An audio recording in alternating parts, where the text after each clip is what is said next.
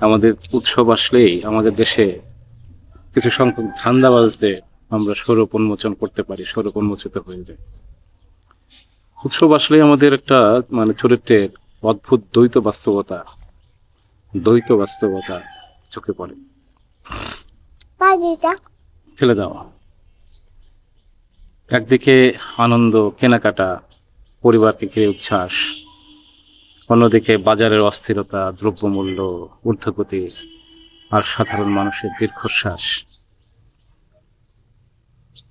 বিশেষ করে ঈদ কিংবা রোজা আসলে আমরা কেনাকাটায় যেমন ধুম পড়ে যায় আমাদের, তেমনি ব্যবসায়ীদের দাম বাড়ানোর একটা ধুম পড়ে যায়। মনে হয় যে সারা বছর তারা কম দামে বিক্রি করেছে, রোজার সময় এসে একেবারে ওই সময়টায় সারা বছর যে তার সেবা দিয়েছে, সেই সেবার যে এটা মানে দাম মূল্য তারা এই রোজার সময় কি করবে, ঈদের সময়, পূজার সময়, বিভিন্ন উৎসবের সময় সেই সারা বছর সেবার যে মূল্যটা তারা চুকায় নেয়। নিত্য প্রয়োজনীয় দ্রব্যের তখন দামটা বাড়ায় দিয়ে কি করে তারা ওই ভ্যালুটা অ্যাড করে, সারা বছরের সেবার ভ্যালুটা অ্যাড করে। এইটা যেন যেমন যোগাযোগ ব্যবস্থা, যে গাড়ি, এই গাড়িতে বিভিন্ন সময়ে সরকার পরিবর্তন হলো, সরকার যায় সরকার আসে, কিন্তু মানুষের যাতায়াতের ভোগান্তি কমে না। সেখানে 3-4 ডাবল দাম বেড়ে যায় মানুষ যখন বাড়ি ফেরে নারীর টানে। বাংলাদেশের মানুষের তো আবেগ বেশি, ঈদ করতে বাড়িতে আসতে হবে। সারা বছর যেহেতু বাড়ির আত্মীয় স্বজনদের থেকে দূরে থাকে, ঈদ করতে বাড়িতে আসতে চায়। তখন এই সুযোগটা কি করে, বাস যে ড্রাইভার আছে, বাসের যারা মালিক আছে, বাসের যারা কর্মচারী আছে, এই সংশ্লিষ্ট যারা আছে, তারা কি করে যে সারা বছর যারা সেবা দিচ্ছে আমাদেরকে এবং খুব কম দামে কি করছে, বিভিন্ন জায়গায় আমাদেরকে ভ্রমণের সুযোগ করে দিয়েছে, তখন তারা কি করে এই সময়টাতে তারা এই সারা বছরে যে সেবা দিল, এই সেবার মূল্যটা চুকায় নেয়, তারা বোনাস নেয়। রিক্সায় উঠলে ঈদের সময় বেশি দাম কেন? ঈদের সময় কি রাস্তা বেড়ে যায়? গাড়িতে উঠলে ঈদের সময় বেশি দাম, তার মানে ঈদের সময় রাস্তাটা বেড়ে যায়। সারা বছর রাস্তাটা ছোট থাকে, ঈদের সময় রাস্তাটা ফুর্তিতে আনন্দে রাস্তাটা বড় হয়ে যায়, রাস্তা অনেক লম্বা হয়ে যায়। এই যে বাংলাদেশের বিভিন্ন মিডিয়াতে আমরা দেখি, বিভিন্ন মিডিয়ায় হাহাকার দেখি, রোজার সময় লেখা হয়, বিভিন্ন উৎসবের সময় লেখা হচ্ছে, বিভিন্ন প্রতিবেদন দেখি যে নিত্য প্রয়োজনীয় যে যে বিষয়গুলো আছে, চাল ডাল চিনি মাংস, হ্যাঁ নিত্য পণ্যের দাম যেগুলো আছে অস্বাভাবিকভাবে বেড়ে যায়। অনেক ক্ষেত্রে সরবরাহের ঘাটতি না থাকলেও সেই বিষয়গুলোর দাম বেড়ে যায়। এবার অবশ্য একটা জিনিস ভালো হয়েছে, যে গরিব আলু খেয়ে অন্তপক্ষে তাদের জীবনটাকে বাঁচাইতে পারছে। আলুর দামটা এবার খুব কমই ছিল, এটা বলতে হয়। হ্যাঁ, আমাদের আলুর সমস্যা কিছুটা বোধহয় দূর হয়েছে, নইলে বা আলুর দাম এত কম কেন? অনেক সময় দেখা যায় যে রমজান মাসে এলে যে ভোজ্য তেলের দাম 2-4 গুণ বাড়াই দিত। এইবারও বাড়ছে। এবারও যে রোজার আগে বেড়ে গেছে, আমরাও চাই বেশি বেশি কিনতে। আমরা যদি কম কিনি তাহলে কিন্তু ওরা কিন্তু এই এই কারসাজিটা করতে পারে না। কিন্তু আমরা কি করি, উৎসব আসলে পরে আমাদের খাওয়ার একটা হিড়িক পড়ে যায়। উৎসব মানে কি, বাঙালির লোকে খাওয়া। তার মানে বাঙালি মারাত্মক ভাবে ভোজন রসিক। যে উৎসব আসলে খাইতে হবে, প্রচুর খাইতে হবে। উৎসবের আনন্দ করাটা মানে খাওয়া আর টয়লেটে যাওয়া, এই দুইটা জিনিস হলো গিয়ে বাঙালির উৎসবের আনন্দ। ভোগ, বাঙালির, আমাদের যে বাংলাদেশের বাঙালি যারা আছে, উপভোগ করার বিষয়টা আমরা শিখিনি। একবার সুন্দরবনে গেলাম। সুন্দরবনে কেন যায় মানুষ? নির্জনতা উপভোগ করতে। কিন্তু মানুষ কি করে, জাহাজের মাঝে বিশাল বড় বড় সাউন্ড সিস্টেম নিয়ে যায়, ওইখানে কি করে অনেক জোরে আওয়াজ দিয়ে গান বাজায়। এতে করে যে পাখি, সুন্দরবনের পাখি, এই যে সুন্দর প্রকৃতির যে সৌন্দর্য, নির্জনতা, সেটা উপভোগ করা থেকে বঞ্চিত হয়। কিন্তু তারা কি করে আসলে ভোগ করতে গেছে? বিভিন্ন পর্যটন এলাকা যা দেখবে যে মানুষ নোংরা করে আসে। মানুষ ওই ওই জায়গাটাকে উপভোগ করতে না, সৌন্দর্য উপভোগ করতে না যায়, কি করে ভোগ করতে যায়। টিসিবি কি করে এই যে মানে অবস্থাগুলাকে কমানোর জন্য কিছু চেষ্টা করে।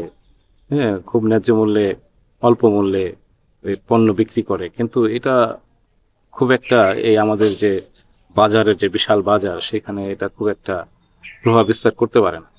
খুব একটা প্রভাব বিস্তার করতে পারে না। কিছু গরিব মানুষ, দরিদ্র মানুষ, হ্যাঁ খুব নিম্ন মধ্যবিত্ত মানুষ, তারা লাইনে দাঁড়িয়ে অনেক যুদ্ধ করে সস্তায় পণ্য কিনতে পারে, এটা একটা ভালো সুযোগ। মানে উৎসবের সময়তে আমাদের যে আচরণ অনেক কিছু বলে দেয়।